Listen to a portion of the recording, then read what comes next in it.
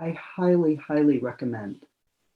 Thank you. Thank you, EJ and President McConnell. It's so nice to be here. I'm really happy to be with you today. I will read just kind of the opening of the chapter where Mary Wollstonecraft begins to tell her story to her newborn daughter. Another girl in this world. Like so many passages, it begins with water. Not the wide gray water of chopping seas, not pulling tides or rocky shores, not harbors. This water pools on the floorboards beneath me, clear liquid splashing like an ephemeral fall from my own body, sputtering news of your imminent arrival. Mrs. Blenkinsop trundles across the circle in my direction. It must be her. Good round face and ruddy cheeks, summer cloak flapping behind, clutching a leather bag and glass bottle to her ample chest. Her white ruffle cap's fallen down, showing her woolly hair, holding more to red than gray, swirling in a great bun, illuminated by the tender sun of the late summer morning. When she opens her mouth to speak, I see that her teeth are crooked and yellow, and that she resists smiling because of it. But her eyes are insensibly kind, a primordial mud green like a flashing creek after a storm, with twigs and leaves, sediment and rain all mixed together, flecks of light dancing on its rippling surface, detritus, and all that is necessary for life, which is enough to set us on our long, strange journey together. So lovely. May I ask you a question about that, several? Yes, of course. So, what I love this idea of insensibly kind, but also the description of Mrs. B as in terms that might seem too close to decay, to the natural world, but are in fact an image of fecundity, the transformation of the representation of nature and the female force here as a gorgeous messiness, and a gorgeous natural force that links the birthing and the decaying, as we will see in the course of the novel. There's a wonderful recognition of that line. And I wondered how you arrived at some of these descriptions. Was there a Mrs. B whose image you worked from, or is she completely invented? And how conscious were you in the crafting of this marvelous kind of reclamative description of nature and the female and the messy embodied? How conscious was that? I appreciate the question, EJ. Mrs. Blenkinsop, the midwife who delivers Mary Shelley and then is in the novel throughout, is the only completely fictional character in the book. Everyone else is based on a real person in Mary Wollstonecraft's life. However, I did know early on that there was a midwife in the house when in Somerstown, when Mary Shelley was born.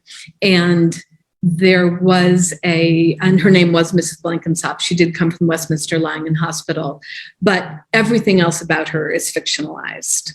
So I loved doing all the research about midwifery and, what role the midwives played. And particularly at this point in time, there is this, this sort of introduction of male obstetricians who insinuate themselves into the birthing room after a long history of midwives really being in charge, and the conflict and really the power struggle between midwives and male midwives and obstetricians. And so that's, it's an aspect of the theme of power and equality that runs throughout the novel. But I think that the other part of it is very much intuitive, that you arrive at language in some ways because you have this idea that it's a novel about death and about death birthing life, which is, Wollstonecraft dies, but it leads to Mary Shelley. And, as you said, both the fecundity and the notion of decay. that that is true. As as we know, as women, we experience that firsthand. And so I think so much of the language ends up being intuitive. And as when you hit it, when you get it right, and you struggle to get it right, but when you do, somehow that you've touched that thing, you've touched that theme, you've touched the place that's real and that is thematic throughout the novel. You've sort of expressed the DNA of the novel, which interests me a lot. And I don't think you can always plan that. I think some of it is happens in revision, but a lot of it happens intuitively. And you in a way you sort of unearth the DNA as you're writing it. And then you can go back and think, was I true? Was I true to the theme? Was I true in every moment to the DNA of the novel? Did you find that as well? Didn't you find that? It's beautifully put. If I might, I also love the kind of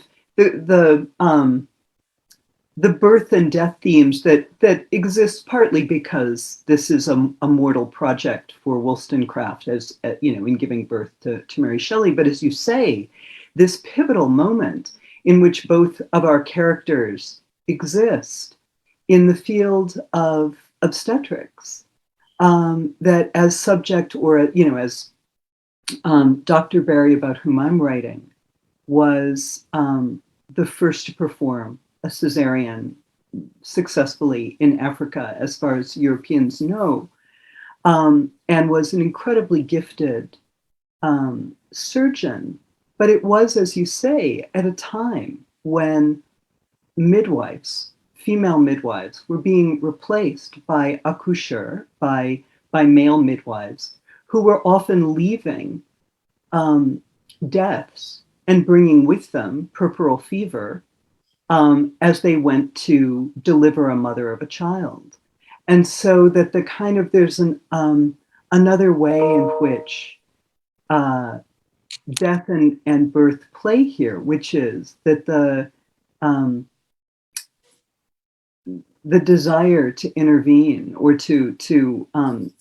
for male surgeons to get involved in obstetrics because there was money in it, becomes disastrous for women. I mean, I've seen different numbers on that, but that female mortality, maternal mortality, was 5 in 1,000, then 25 in 1,000, and then becomes 85 in 1,000. And that the poorer the woman was, the better her chances of surviving childbirth, because she was less likely to be able to afford a fancy male midwife. So it's so true and fascinating as well that when they go into lying in hospitals, yes, the women who go in, more of them die. I mean, it's sort of extraordinary that they didn't figure out germ theory from that. Just the fact that more women were dying when they were in giving birth and lying in hospitals. Yeah. So, yeah. But it is an extraordinary moment in time, and I have to say the cesarean section in your book is so frightening and incredible, and and really captures, I think, that moment where Dr. Perry has to take charge and really basically stand up and kind of pull the child out of the mother, and is taking this enormous risk at the time that both will be lost, but knows intuitively that this is the only thing that can be done. So the stakes are really high, and I just imagine sort of a Mrs. Blenkinsop, a midwife, every time a male obstetrician comes into the room, just rolling her eyes up. Here we go. Here, do you want some, almond oil to cleanse your hands? No, thank you. That won't be necessary. Where the intuition and the decades and centuries of midwife experience is poo-pooed by these men who come in who've witnessed a couple dissections of female bodies and think they know what to do, and they have instruments. Right. Yeah. So should I also read the opening scene? Is this our plan for this? Only to the question of life and death, So the opening of the Cape Doctor, which is based on the life of Dr. James Miranda Barry, who was a renowned surgeon, one of the great surgeons of the early part of the 19th century in the British colonies, and was the first to perform a successful cesarean in Africa that we're aware of, but who was caught in a sodomy scandal in 1824 with the aristocratic governor of Cape Town, and was discovered after death in 1865 to have been, according to the layer out, a perfect female. And so we now know from the research of biographers about in the last 20 years, the identity of that woman. And this is Margaret Ann Bulkley, an Irish girl from Cork, Irish woman, but born a girl around 1790, 1795 in Cork, Ireland, who in 1809 took on the identity of James Barry in order to enter medical school, as no woman would be able to do for another 40 years, and in the United States, and then in the United Kingdom, not for more than 50 years, more than 57 years. So it begins, chapter 1, Fortunate Son. She died so I might live, Margaret. I owe her my life. Not a day goes by when I don't think of it, of her, as not a day goes by when I don't think of him. She died so I might live, but isn't that the lot of women, to sacrifice as our Lord was said to have done?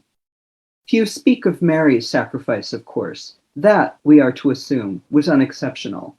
To martyr oneself for others is the expected lot of mothers and daughters. It's rarer in sons, except in war. So naturally, given the choice, I chose to be a son. Given the choice, who wouldn't?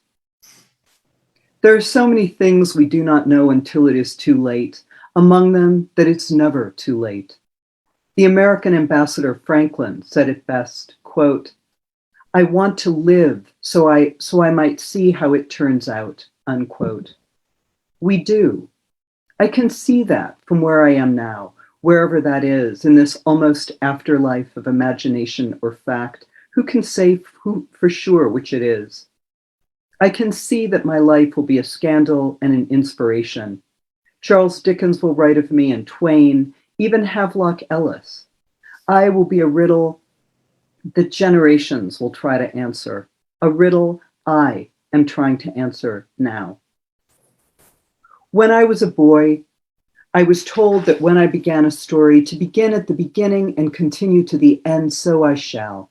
The question, of course, is where it all began. Where does any story start? Where did mine? The ending, alas, is always all too clear. But to understand my beginning, you must understand her end, Margaret's. That's so I'm just beautiful, EJ. It's You're beautiful. so nice. I'm just struck that really they are both pivoting on this fulcrum of mortality and the life that comes of death. It's so true. And I wonder as well about that there's a sort of meta question for me that you bring up this idea of where does the story begin and where does it end? And I think, you know, in tackling a real person's life, an historical figure, you one of the hard parts is sort of finding the plot points. And you know, and deciding what are the things you include and what are the things you leave out. Yeah. And how did you do that? How did you figure that out? What was the beginning and what was the end? It's always hard to know what those things are. But what was your process for doing that? It's such a good question. I would say that, and I trust this is the only time this will happen, but I really did feel ensorcelled when I read. Really enchanted when I first read a single line in a guidebook about James Barry, that I felt utterly captivated by the idea of this brilliant dandy of a surgeon, an Irishman in Cape Town, so brilliant that Napoleon himself called for him when he was dying, who was caught in a sodomy scandal and turned out to be a perfect female, turned out to be a woman. And so as we walked around Cape Town, I had a voice in my head, and I kept wondering what Barry thought of things. And so for me, it felt less, for the first couple of chapters, less constructed than like listening. And I realized how hokey that sounds, but it really was, from the beginning, I had the line, "She died so I might live." That whole first page. So I felt taken up with a little bit. But the challenge then, because I wrote it very chronologically and found when I got home and was doing research that eerily things I had intuited turned out to be true, that I thought it was too conventional structure, that to have a chronological story so 19th century, so, unspooling crucial events in the life of a young person's education, I didn't trust it. And so I spoke with a wonderful editor, and she made great suggestions. So I tried a very postmodern structure, moving it around, starting at the end. And it was a mess. And my agent said, "This is a mess. Go back to what you had. I liked the book you were sending me chapter by chapter." So it wasn't a very well thought out process. It was, I knew I would write the Cape Town section. Because I was very much interested in the performance of masculinity in these highly ritualized male realms of the army and medical school, and what might have occasioned the sodomy scandal. And when Barry was discovered after death to have been female, the doctor was also found to have evidence of having carried a pregnancy to term. So I wanted to write into those gaps in that relatively brief, about 20-year period. And that felt manageable.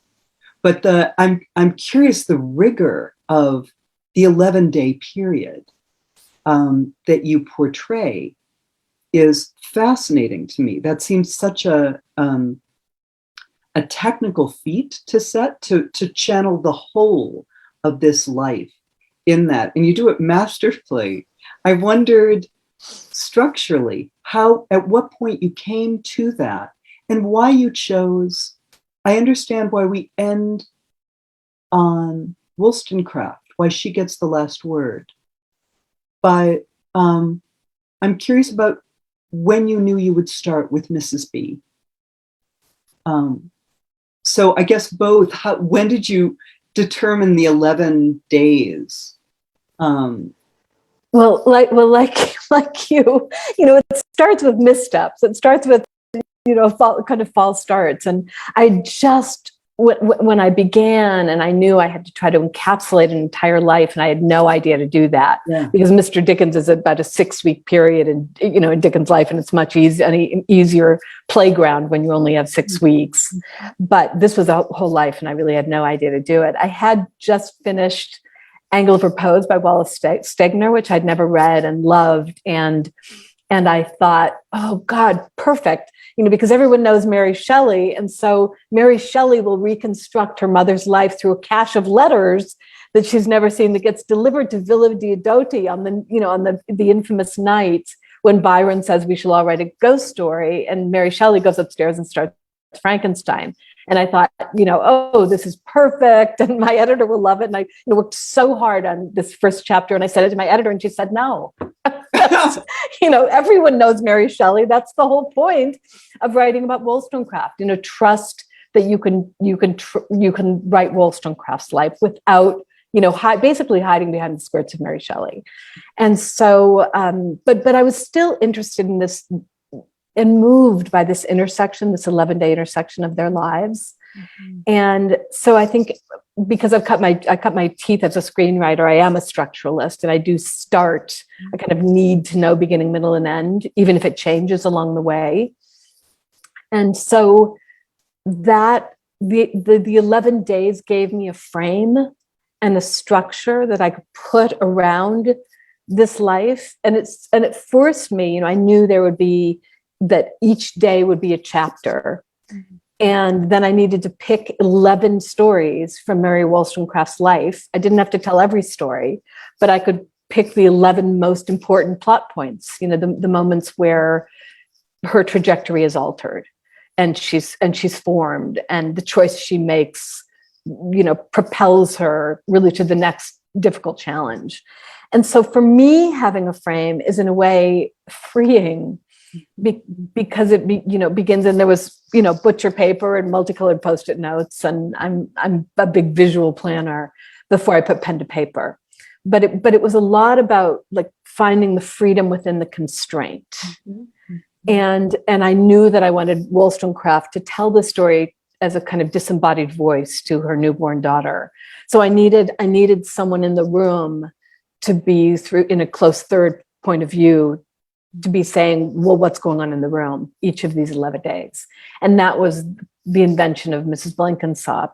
But I also didn't want her to be a device. I wanted her to be a person with her own narrative arc and her own movement and her own relationship to the theme of power, equality, sensibility.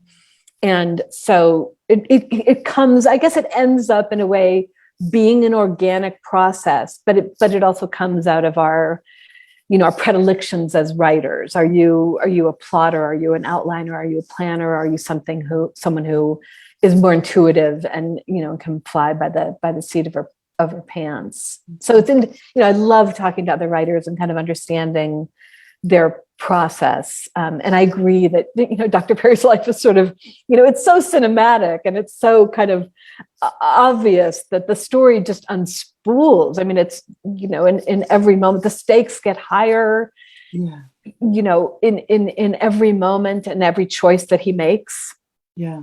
And of course, there's a big moment where the question is always, should I give this up and reclaim what I was born as, when this is now my life? What do I surrender? This is my life. I mean, I think it's interesting that Dr. Perry is choosing to live as a man in order to have power. It's the only way to have power and equality, and is always at risk, at every moment of being found out, there's so much tension, that drives the novel in that way. And Wollstonecraft was doing something else, which was spending her life fighting to have equality and power as a woman. But it's but the tensions are so similar in their lives. And I love the parts in the Cape Doctor where the doctors, the good doctors, realizing there are so many constraints to living as a woman, because God, women are so powerful. Men are really afraid of women. And I think Wollstonecraft understood in a personal and an abstract way about the patriarchy. I mean, she really believed, I've seen enough of civilization run by men to know that they have utterly failed us. But they're still, but they make different choices, even though they are operating under the same pressures. Right. They make different choices in order to try to have power and equality. And it's and they each perceive that as the path, but they pay and suffer mightily for it. Right. One thing that really struck me that I loved, I had not realized how much, I read Wollstonecraft in college, but I assumed that she had been, as it were, well born, that she had class advantage that overcame sex, gender disadvantage. And so I was struck by by how much sorrow there was, and by the similarity in the circumstances of my Dr. Perry, Margaret Bulkley, and Wollstonecraft, in terms of the self-invention that was required when your life depends on the whims of unreliable patriarchs, and how much the intervention of libraries played a role, that mentors and education as the ticket into one's humanity. But for Wollstonecraft to say, I'm swearing off marriage because this is my only hope, because otherwise I am chattel. Mm-hmm. And for Margaret to witness her mother's real dispossession by virtue of marriage. And those parallels were interesting to me. I wondered if I might jump a bit, what you knew of Arden, for example, since he's such a crucial figure, and Hewitt. Are there biographies about them outside of the biographies of Wollstonecraft that you found yourself consulting, or did you go? They're so vividly evoked as characters, and the spaces are so wonderful. In terms of her education, her move to being able to create a school of her own and to save Fanny, and I wondered, and her sisters, what kind of research you did, and how much of that involved travel there to these places and visiting these libraries, or visiting with the books that she would have read. I want you to answer the same question. Actually, I'm glad you asked the question.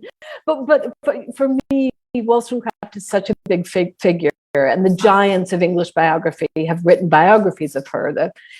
Claire Tomlin, Janet Todd, Lyndall Gordon, and of course the fantastic dual biography of mother and daughter by Charlotte Gordon called Romantic Outlaws. But I think, and that was for me going to school about Wollstonecraft. You sort of do a degree in Wollstonecraft and the late 18th century. But my first reaction is always, well, why would I write a novel about this? Because these biographies are page turners. They're just, incredible. And I have nothing to add, really. And these are, why would I try to compete with that?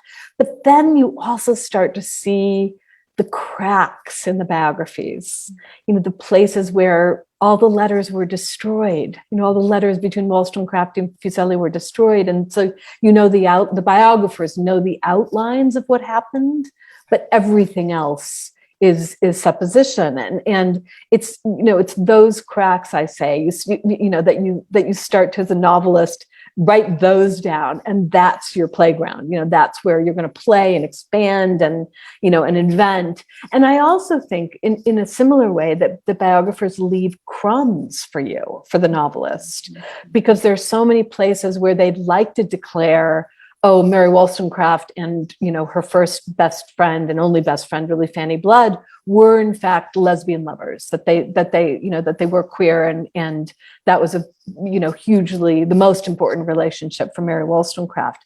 I know, they'd like to say that, and there's just no evidence that they can declare it. But for me, as a novelist, that's the place. That's thank you for that crumb. I'll take it.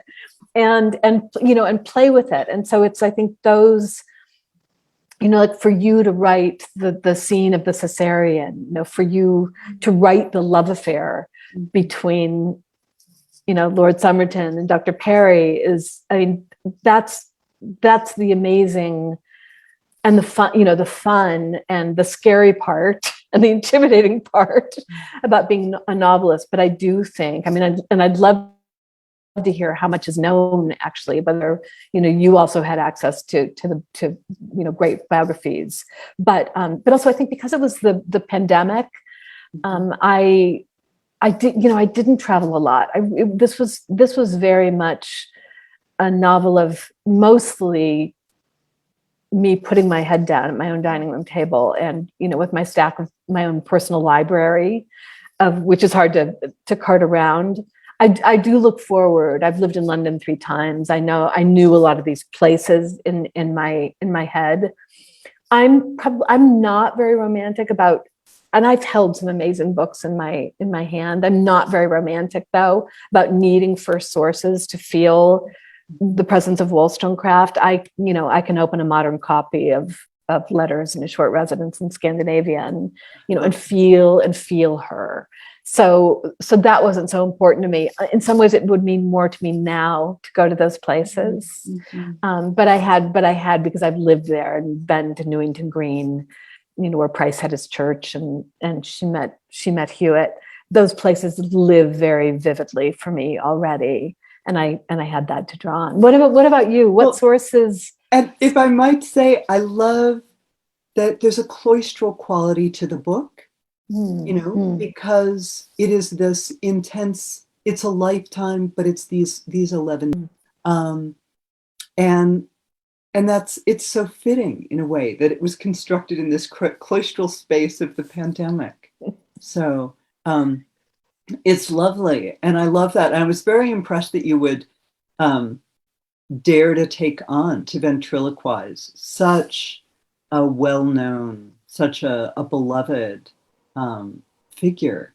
I mean, I think one of the advantages of writing about, from the life of Margaret Bulkley and James Barry is that this is a story that has really in many respects been overlooked. I was shocked that I had never heard of Dr. Barry, that I'd never heard of Margaret Bulkley before. And the gaps are huge. I mean, we know a great deal about the doctor's medical practice, and I could go and read, books by his teachers, at Edinburgh University, where he studied, which at the time was the best medical school in the world. And I could go to Cape Town, and I could go to London, but. Sorry, I totally lost my train of thought. We were talking about sources. We have the professional life, but we don't have the personal life. And so those silences are wonderful for a novelist to write into. So there are a few letters from when Margaret was a child, which pointedly note that her opinion can be disregarded because she's a girl. And were she not a girl, she'd be a soldier. So she was acutely aware of the constraints placed on her by virtue of her sex. But it was a wonderful opportunity to explore kind of what is it to be self-made, and to what extent are we born who we are? To what extent do we conjure ourselves? And what is the price of ambition? And what is the weight of love and intellectual liberty in a life?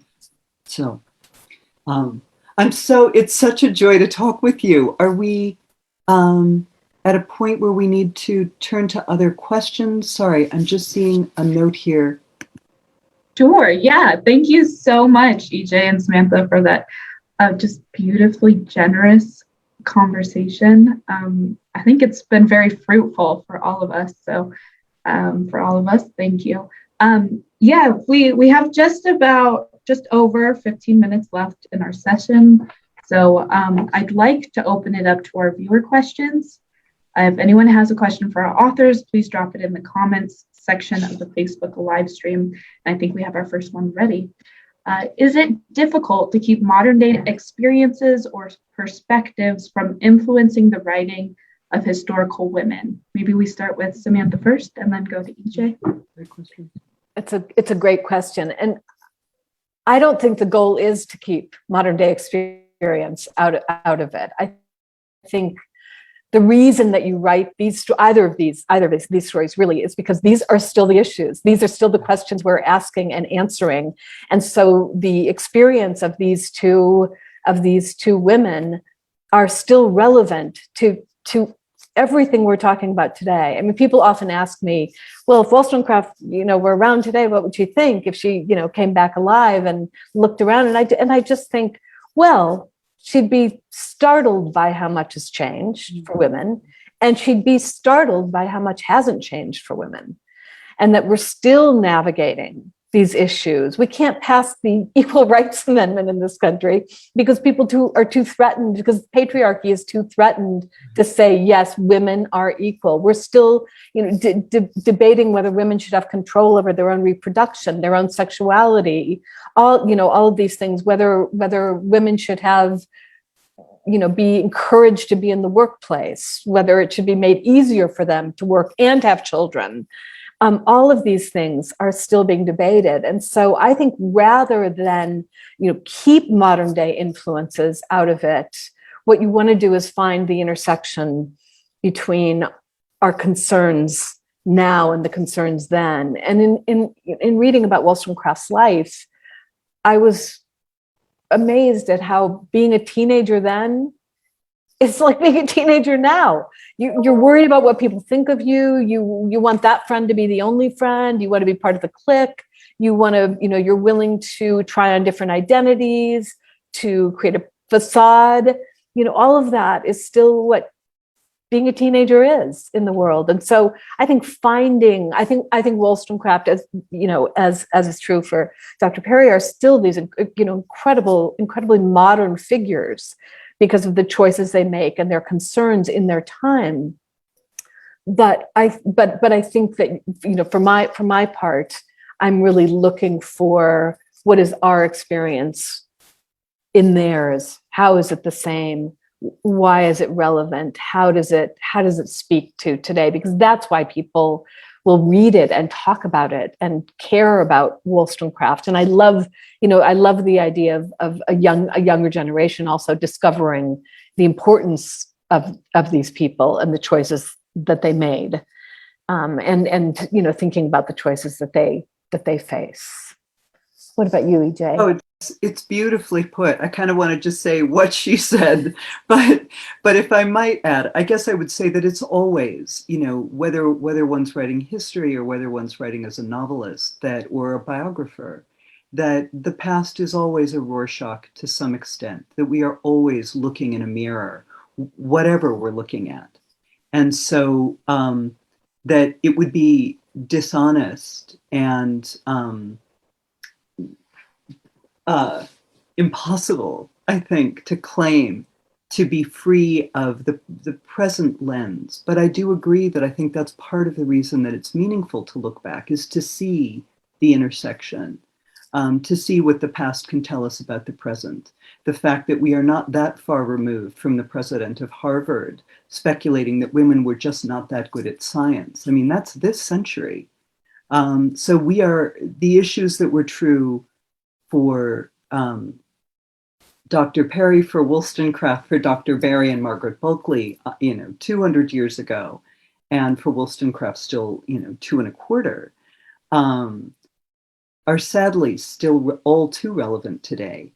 I think in terms of Dr. Perry's story, for me, it's wonderful to see how ardently so many different communities embrace this figure from 150 years ago.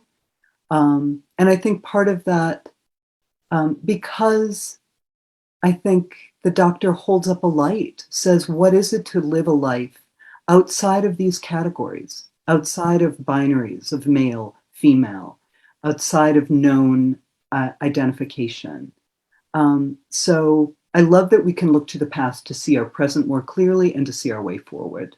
So I love that. That's beautiful. We do have a question from the website from Olivia. She writes, "I've loved the talk. I love your thoughts on each other's books. Is it ever stressful to make assumptions about people who really existed? And how do you decide what to fictionalize?"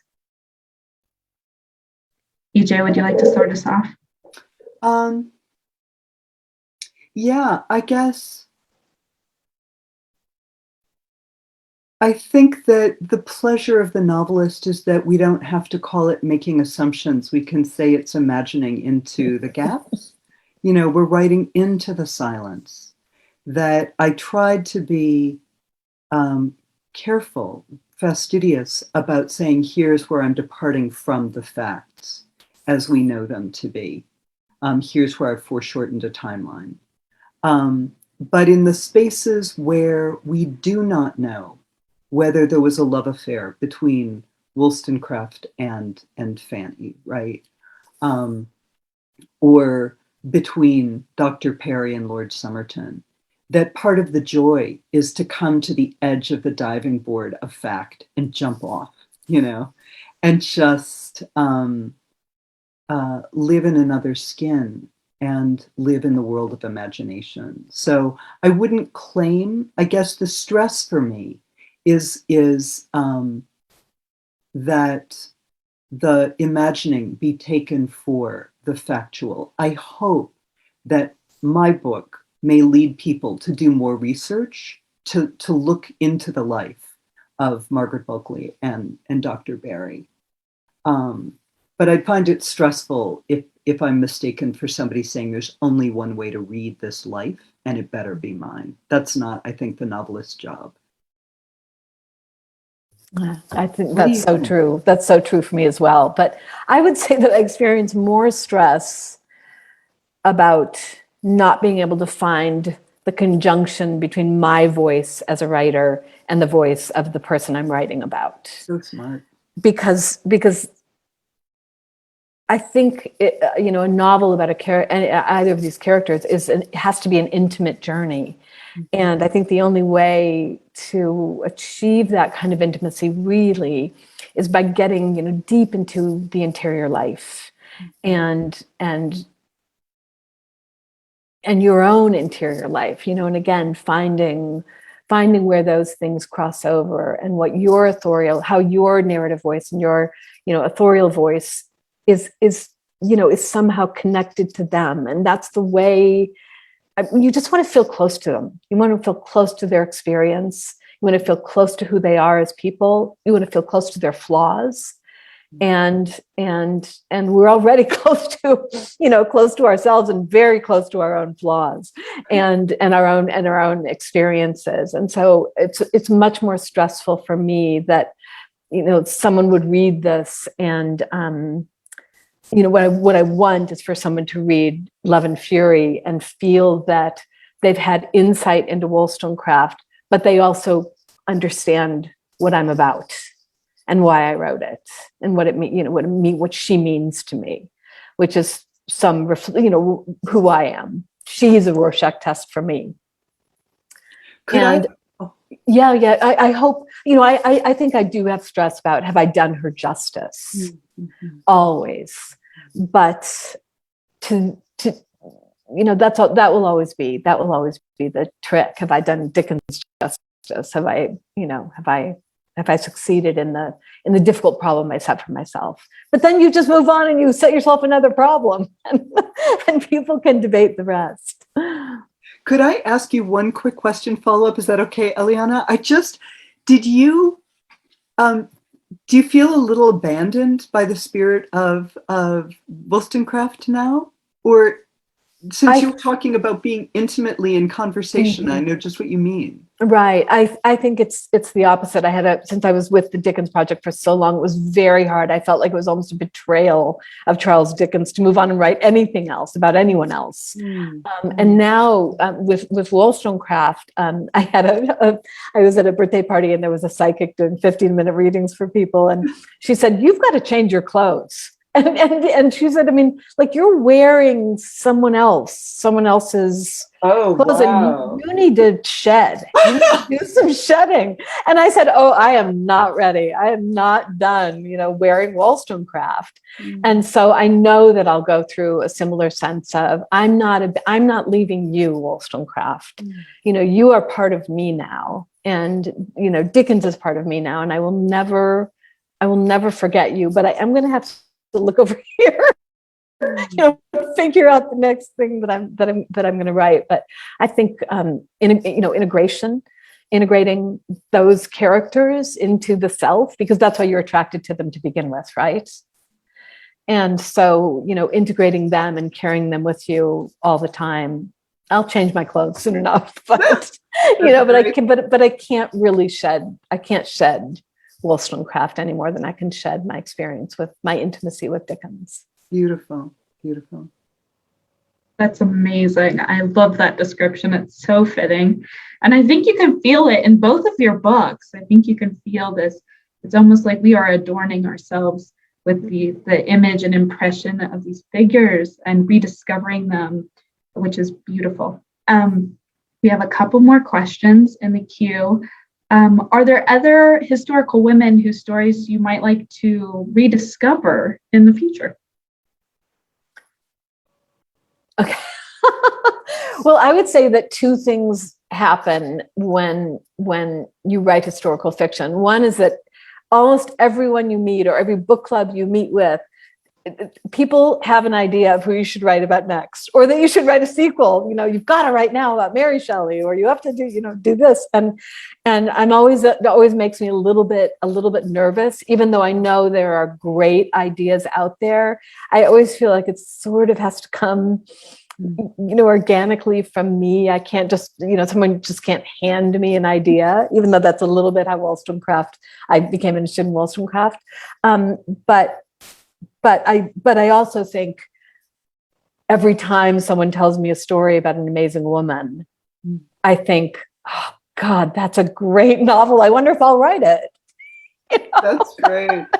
Yeah, like I was at a book club in meeting in Oregon, and a woman was telling me about the niece of Gifford Pinchot, who really started the Forest Service, being this incredible, mescaline microdoser in the 1960s, having an affair with John F. Kennedy, riding around naked on a horse and being kind of an incredible, then was murdered when JFK was president. I'm like, oh my God, that's a great story. But again, I think, the idea is ultimately really what you're looking for is someone who has a great story, who's been overlooked, EJ, as you said, in some way, but also connects with something in you as a writer that you are trying to work out.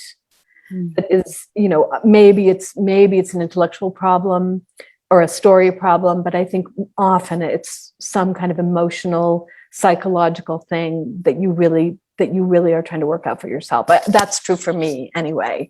And, so my own relationship to power, my own views about equality, my own views about Sense and Sensibility, which I think are still, we still struggle with as women, as human beings.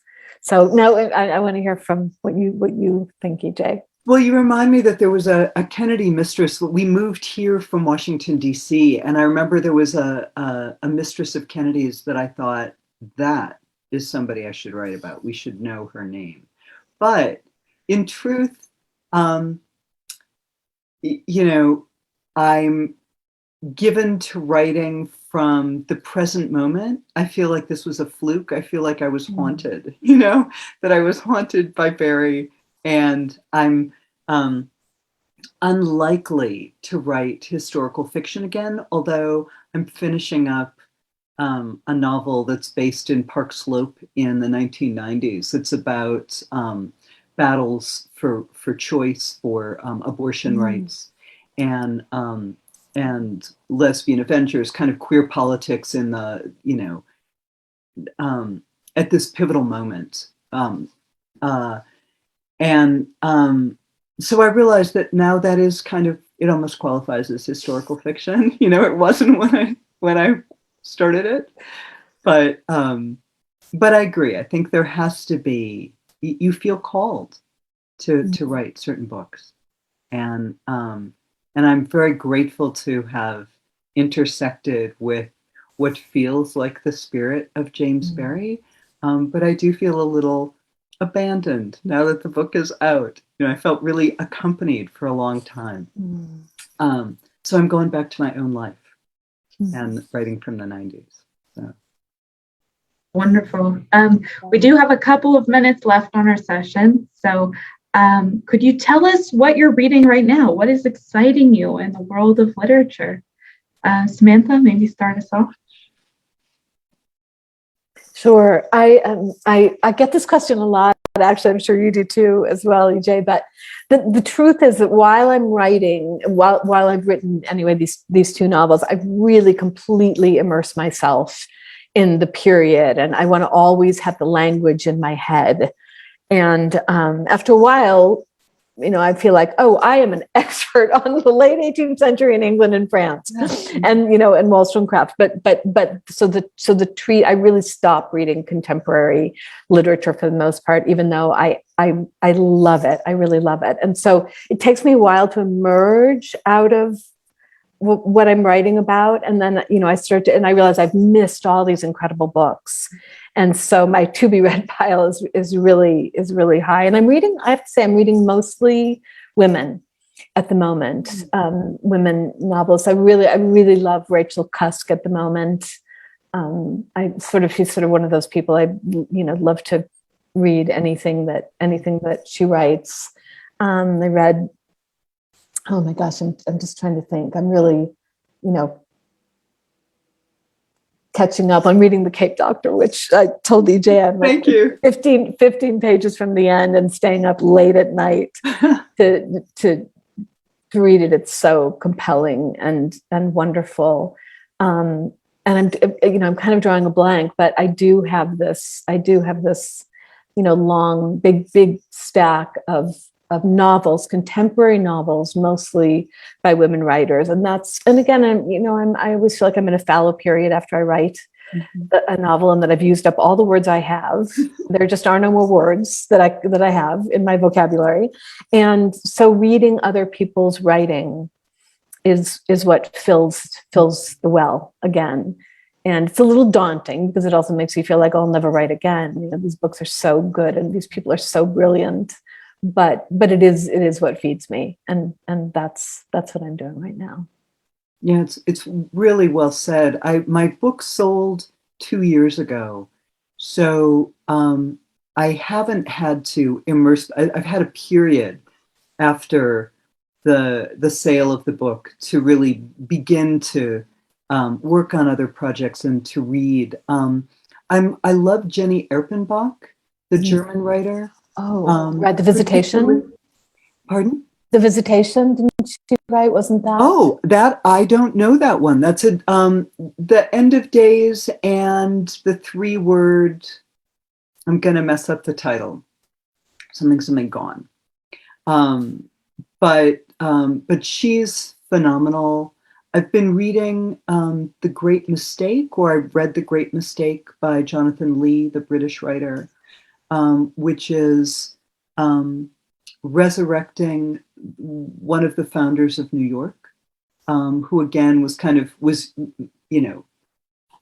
huge in his time, responsible for the founding of major libraries and major cultural institutions in the kind of 5-borough city that we know, but who has been lost to kind of contemporary culture. So it's a wonderful historical novel. I like Nathan Harris's Sweetness of Water. I was at a residency in Aspen for a couple of weeks and got to read wonderful books by Ayanna Mathis, and so just a whole range, Sheila Heti, of writers who've been there. And but right now I'm going to undertake Middlemarch, which I'm embarrassed to say I've never read. So it's going to be Middlemarch and War and Peace. So oh my since I missed the pandemic reading of War and Peace. So you won't believe this, EJ, but during the pandemic, instead of doing the group read, that was nationwide, 5 of us around the country, friends, read War and Peace aloud to each other 3 days a week on Zoom, discussed. So we thought that would get us through the pandemic. And when we got to the end of War and Peace and the pandemic wasn't over, we read Middlemarch. I wish I had known you. I wish I had known you. I know, it was fantastic because honestly, I think they're both hard books to read by yourself. I mean, it was so great to have built-in people to talk about every chapter. Like, what is Eliot doing here? What is, Tolstoy seems lost. Why can't he settle on a character? And, all this, but I just love that it's a wonderful time. And in a weird way, those things are escapes from the pandemic. They're, you can really immerse yourself in those worlds and those writers and have this moment where you aren't thinking about the awful news of the day.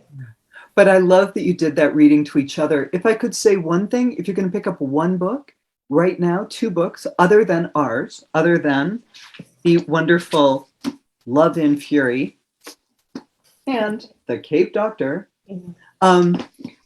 Garth Greenwell is extraordinary. So I would recommend that everybody pick up Cleanness and What Belongs to You, his story collection and novel respectively, but also Leslie Marmon Silko's Ceremony. I feel like is something that every single person should read. And for me, it really saw me through the pandemic. So. Wow.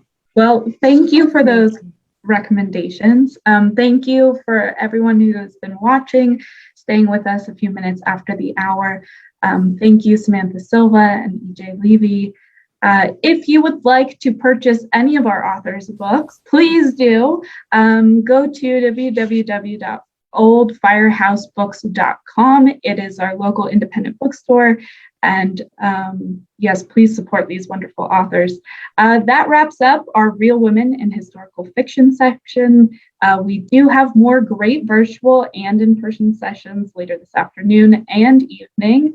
So go ahead and check out the website for the full festival schedule and enjoy those authors. Thank you, everyone. Thank you, EJ, Thank you so you, Ileana. Thank you for having me. Thank you, Samantha. Thank you, Eliana. Thank you, Audrey, Doug, Katie, all of you. Really, such a Peggy. Yeah.